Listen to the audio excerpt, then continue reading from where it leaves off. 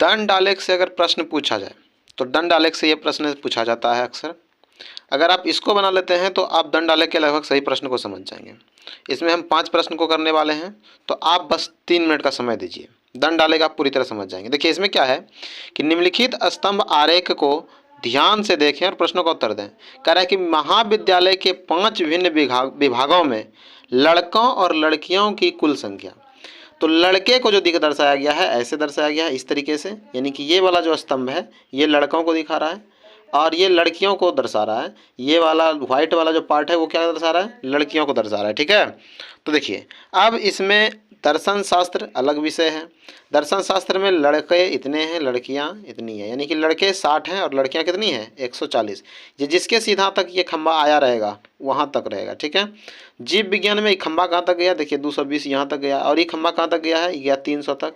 यानी कि ये लड़कियां जो है जीव विज्ञान में 300 हैं और लड़के कितने हैं 220 हैं।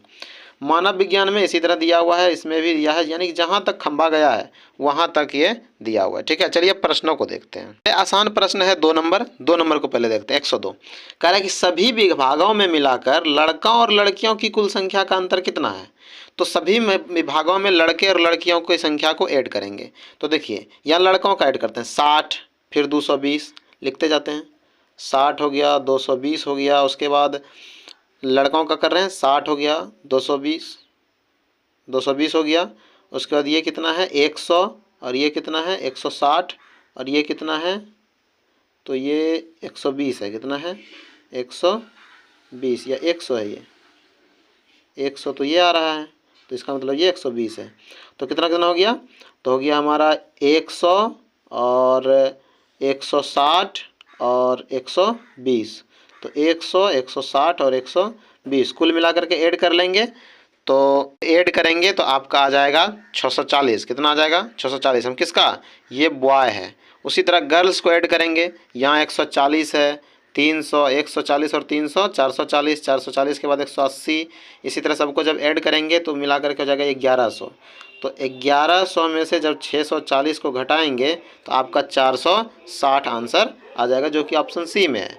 तो इसी तरह अगला क्वेश्चन भी देख लेंगे हम लोग। तीसरा क्वेश्चन कह रहा है सभी विभागों को मिलाकर लड़के और लड़कियों की औसत संख्या। औसत निकालने के लिए सबको पहले जोड़ेंगे दोनों को। तो देखिए 11 6 17, 1740, 1740 हो गया। और विभाग कितने हैं 1 2 3 4 5।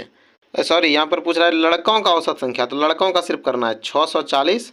640 में से भाग लगा देंगे 5 से, तो आपका आंसर आ जाएगा 5 एकम 5, 5 दूना 10, 5 8 40, 128। कितना आ जाएगा 100।